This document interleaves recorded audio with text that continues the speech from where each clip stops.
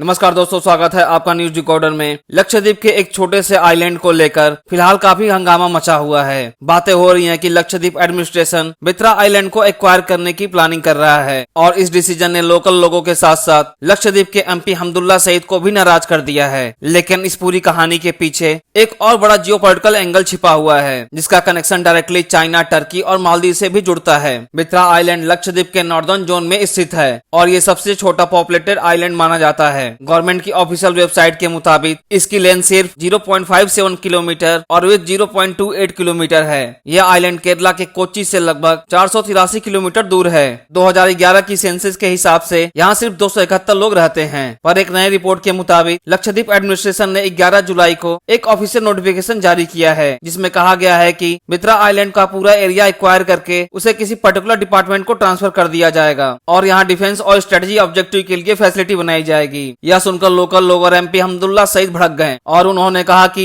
यह जमीन हमारे पूर्वजों से मिली है और अब यह सिर्फ हमारी है, हम इस पर किसी भी तरह का कब्जा बर्दाश्त नहीं करेंगे। तो यह सवाल उठता है, क्या यह सिर्फ एक आइलैंड का डिस्प्यूट है या फिर कुछ और ज्यादा गहरा? बित्रा आइलैंड लोकेशन के मामले में काफी इंपॉर्टेंट माना जाता है। CSR जर्नल के मुताबिक यह आइलैंड अरेबियन सी में एक ऐसे एरिया में है जहाँ से मेजर इंटरनेशनल शिपिंग लेन्स गुजरते हैं, यानी कि global oil and gas supply का एक मेजर हिस्सा इसी रास्ते से जाता है। इसी वजह से यहाँ से सर्विलांस और मॉनिटरिंग एस्टेब्लिश करना भारत के लिए बहुत क्रूशियल हो जाता है। इसी नए इनिशिएटिव के तहत अगर बित्रा आइलैंड पर डिफेंस फैसिलिटी एस्टेब्लिश होती है तो यह लक्षद्वीप का तीसरा ऐसा आइलैंड बन जाएगा जहां मिलिट्री प्रेजेंस होगी। पहले से ही INS दीप रक्षक और INS जटायु यहां एग्जिस्ट करते हैं। एक और रिपोर्ट यह भी कह रही है कि बित्रा आइलैंड को इंडियन नेवी के सर्विलांस नेटवर्क के लिए यूज किया जाएगा, ताकि अरेबियन सी और इंडियन ओशन में बढ़ रही चाइना, टर्की और मालदीव की एक्टिविटी पर नजर रखी जा सके। इस पूरे मुद्दे को समझने के लिए मालदीव में चल रही पॉलिटिकल और मिलिट्री हलचलों पर भी नजर डालनी होगी। मालदीव में मोहम्मद मौजू के पावर में आते ही चाइना और टर्की का प्रभाव काफी तेजी से बढ़ने लगा है। मौजू ने अपनी पहली फॉरेन विजिट के लिए चाइना को चुना, जहां उन्होंने कुछ ऐसे मिलिट्री एग्रीमेंट साइन किए जो अभी तक पब्लिक नहीं हुए हैं। रिपोर्ट्स के मुताबिक चाइनीज स्पाइस शिप अब मालदीव में एंकर कर रहे हैं, यानी भारत के बिल्कुल पास। मौजू गवर्नमेंट ने टर्की से मिलिट्री ड्रोन भी खरीदे हैं। टर्की ने भी मालदीव के साथ अपना नेवल कॉर्पोरेशन बढ़ाने का अनाउंसमेंट किया है, जो इंडियन ओशन में टर्की की स्ट्रेटेजिक एंट्री माना जा रहा है। इन सब डेवलपमेंट से भारत की चिंता बढ़ना स्वाभाविक है और इसी वजह से भारत अपने कोस्टल और आइलैंड टेरिटरी पर सर्विलांस इंफ्रास्ट्रक्चर तेजी से अपग्रेड कर रहा है, जिसमें बित्रा आइलैंड एक क्रूशियल कदम बन गया है। लेकिन इस प्लान के ऑपोजिशन में खड़े लोग एक इंपॉर्टेंट पॉइंट रेज कर रहे हैं कि क्या सिक्योरिटी के नाम पर लोकल कम्युनिटी की लैंड राइट्स को इग्नोर किया जा सकता है? एमपी हमदुल्ला सईद का कहना है कि बित्रा आइलैंड पर जो लोग रहते हैं वो अपने एंसेस्टर की लैंड पर हैं और वहां से उनको हटाना इमोशनल और कल्चरल इनजस्टिस होगा। उनका कहना है कि हमारे लोगों ने इस छोटे से आइलैंड को जनरेशन तक प्रोटेक्ट किया है। अब अगर गवर्नमेंट वहां से हमें हटाकर मिलिट्री बेस बनाना चाहती है तो ये हमारे ऊपर अत्याचार है। लेकिन दूसरी तरफ गवर्नमेंट का कहना है कि यह डिसीजन स्ट्रेटेजिक कैलकुलेशन के बेस पर है, जिसमें नेशनल सिक्योरिटी का एंगल सबसे ऊपर है। नोटिफिकेशन में यह भी लिखा गया है कि